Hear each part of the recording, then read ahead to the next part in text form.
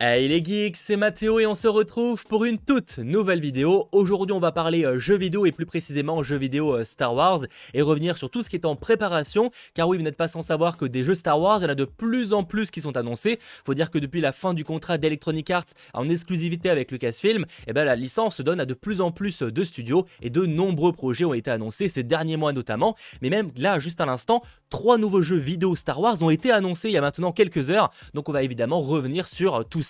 Alors au niveau des jeux qui sont annoncés depuis longtemps, dont d'ailleurs on a déjà des images, ce qui n'est pas toujours le cas, vous allez voir pour la reste des projets, forcément, Lego Star Wars, la saga Skywalker, ça a beaucoup fait parler dernièrement parce qu'on a eu le droit à une date de sortie, puisque le jeu est prévu pour le 5 avril 2022, donc ce sera l'un des rares jeux Star Wars normalement à sortir cette année. En plus, on a eu le droit à un bon gros gameplay de 6 minutes, et qui franchement promet un jeu très sympa dans le style Lego qu'on commence à connaître un peu, avec plus d'une vingtaine de planètes à explorer, plus de 300 personnages à choisir, ça va être juste colossal de ce côté-là, sachant qu'en gros ça va retracer principalement l'histoire des 9 films, donc liés évidemment à la famille Skywalker. On pourra choisir la trilogie qu'on souhaite, etc. Bref, ça promet du très très lourd. Les premières images personnellement me donnent très envie, donc ça sort le 5 avril 2022 sur la plupart des plateformes. Autre jeu qui a été là aussi annoncé depuis quelques temps, qui d'ailleurs normalement doit sortir en 2022, c'est un jeu mobile qui sortira également sur Nintendo Switch, c'est Star Wars Hunters. Donc on change encore une fois complètement de style, mais ça aussi c'est techniquement un jeu dans l'univers Star Wars et qui arrive cette année à une date pour l'instant inconnue, mais en tout cas c'est en préparation pour les fans de jeux mobiles, de jeux Star Wars, etc.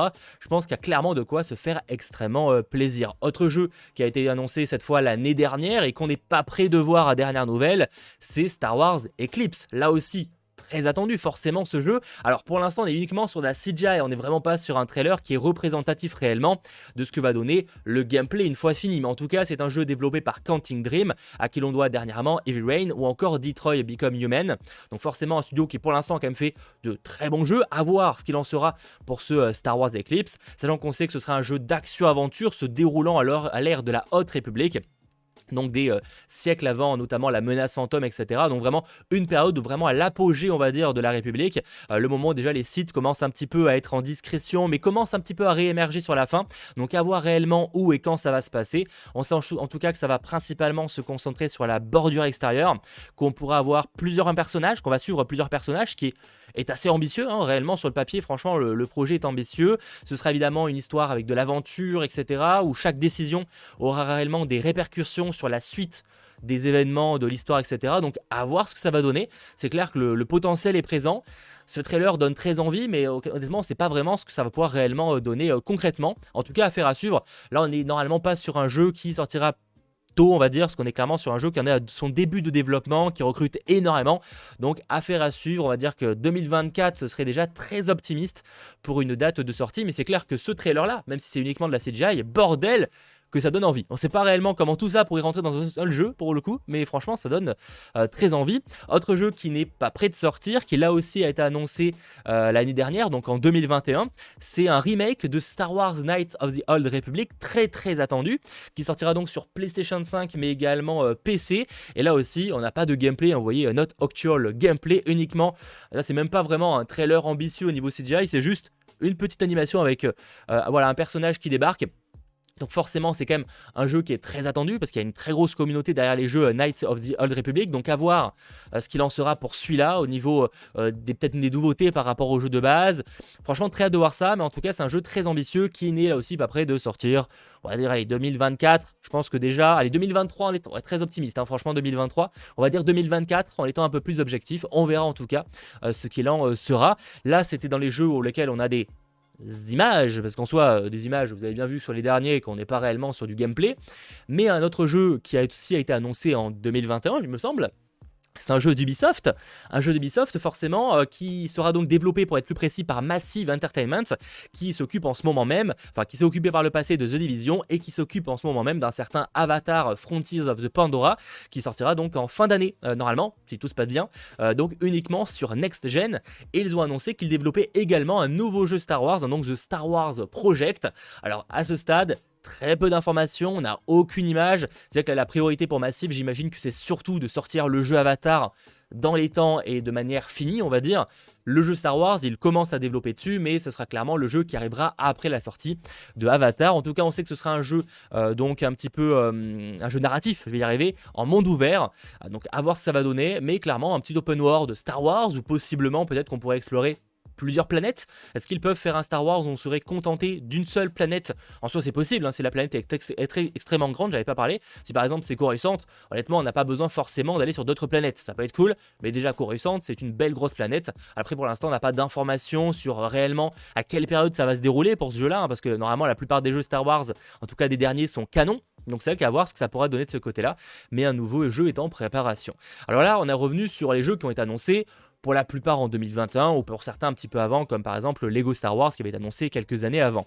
Mais si je vous en parle aujourd'hui, c'est pas pour rien, c'est qu'en effet, il y a eu une petite breaking news il y a maintenant quelques heures au moment où je tourne cette vidéo, c'est du côté de Electronic Arts. Certes, je vous disais que Electronic Arts n'a plus de contrat d'exclusivité côté Star Wars avec donc Lucasfilm. Maintenant, d'autres studios peuvent développer des projets comme donc Ubisoft, Quantic Dream, etc. Mais Electronic Arts continue à développer des jeux Star Wars, et pas que, puisqu'il y a 3 nouveaux jeux qui ont officiellement été annoncés, hein. C'est pas une rumeur, un insider ou quoi, c'est officiellement annoncé. Oui, 3 nouveaux jeux Star Wars sont en préparation du côté de Electronic Arts, et plus précisément du studio Respawn. Donc ça, c'est quand même plutôt cool. Respawn, à qui l'on doit dernièrement le jeu Star Wars Jedi Fallen Order. Jusqu'à présent, on va pas se mentir qu'on se doutait qu'un nouveau Jedi Fallen Order était en préparation. Ce serait étonnant l'inverse, vu le succès, autant critique on va dire qu'en termes de finances, je pense que le jeu a plutôt bien marché. Et bien là, c'est officiel, un nouveau jeu Star Wars Jedi est en préparation. Si je vous dis Star Wars Jedi, c'est que en fait, cette, je vais pas dire licence, mais en tout cas cette série de jeux s'appelle Star Wars Jedi, et donc le prochain opus s'appellera pas Jedi Fallen Order 2, mais s'appellera Star Wars Jedi quelque chose. Pour l'instant, on n'a pas le titre officiellement annoncé. C'est qu'il y avait des rumeurs récemment qui annonçaient pourquoi pas un reveal lors du 4 mai, hein, la journée de la Force pour Star Wars. C'est pas impossible en vrai, ça peut être également lors fin mai cette fois de la Star Wars Celebration, qui est un événement où on s'attend également à avoir des annonces du côté de Star Wars. Globalement, je dirais que je serais pas réellement étonné qu'on ait un reveal du titre, peut-être de l'année de sortie, si ça sort pas en 2022, de ce nouvel opus Star Wars Jedi en mai. Que ce soit début mai pour la journée de la Force, ou alors fin mai pour la journée, la Star Wars Celebration, qui évidemment en suivra en direct sur la chaîne. On va passer un beau mois de mai côté univers Star Wars. Donc ça, une suite à Star Wars Jedi a été annoncée. Très cool, assez d'avoir les premières images. Concrètement, quand ça va sortir, est-ce que ce sera 2022 2023, pour l'instant c'est difficile à dire. Mais Respawn ne bosse pas uniquement sur un nouveau jeu, bosse sur trois nouveaux jeux, je vais y arriver, excusez-moi. Un autre jeu qui apparemment sera un FPS, donc un jeu de tir à la première personne. Alors évidemment, pas plus d'informations à ce stade. C'est vrai que forcément, quand on pense FPS Star Wars, on se dit « Ah, est-ce que c'est pas un nouveau Battlefront ?» À dernière nouvelle, non, parce que Battlefront, bon, la licence aurait été un petit peu mise de côté à dernière nouvelle. En plus, elle a été développée plutôt par DICE, Motive Studios ou encore Criterion Games. Et là, on parle de Respawn, donc ce serait étonnant. Je pense qu'on parlerait plutôt d'une nouvelle licence en FPS, sachant qu'effectivement certains me diront mais Battlefront, il n'y a pas que du FPS, c'est vrai qu'on peut aussi jouer à la troisième personne, mais en tout cas on est sur un jeu de tir, voilà. Donc à voir de ce côté là, mais franchement un nouveau jeu de tir, j'ai envie de vous dire pourquoi pas. C'est vrai qu'il y avait aussi le jeu où on pouvait conduire uniquement des vaisseaux qui est sorti il y a maintenant quelques temps, qui n'a pas été un gros succès. Donc à voir de ce côté là, un nouveau jeu un peu style FPS. J'ai envie de vous dire, j'attends les premières images et concrètement ce que ça peut donner, si on est un jeu quand même avec une histoire, si on est vraiment sur un jeu qui a composante multijoueur. C'est que Rogue Squadron, si je dis pas de bêtises par exemple, était vraiment un composant principalement multijoueur.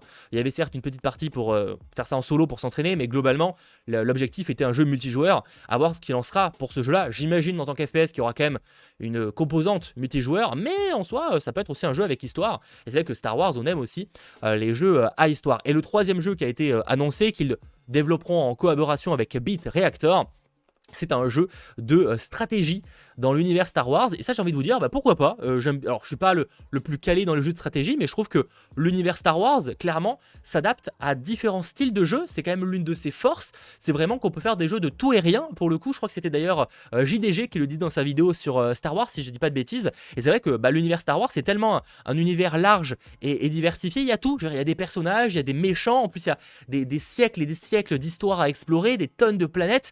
On peut autant faire un jeu de fight qu'un jeu de un FPS FPS qu'un open world, qu'un jeu de stratégie. On pourrait même faire un jeu de cartes dans l'univers Star Wars, tellement il y a de possibilités. Et j'ai envie de vous dire que c'est une bonne idée. Alors à voir évidemment ce qu'il en sera pour ces 3 jeux, hein, parce que pour l'instant on n'a pas d'image et on verra ce que ça va donner. Mais en tout cas, pour ce qui est de Star Wars Jedi Fallen Order, hein, dont d'ailleurs on voit des images en ce moment même, et bien personnellement je l'avais beaucoup aimé. Et donc j'ai assez hâte de voir ce que nous réserve l'avenir de Star Wars niveau jeu vidéo. Mais franchement pour l'instant, il y a de quoi être assez hypé par la plupart de ces projets. D'ailleurs en commentaire, n'hésitez pas à me dire lesquels de ces projets vous hype le plus.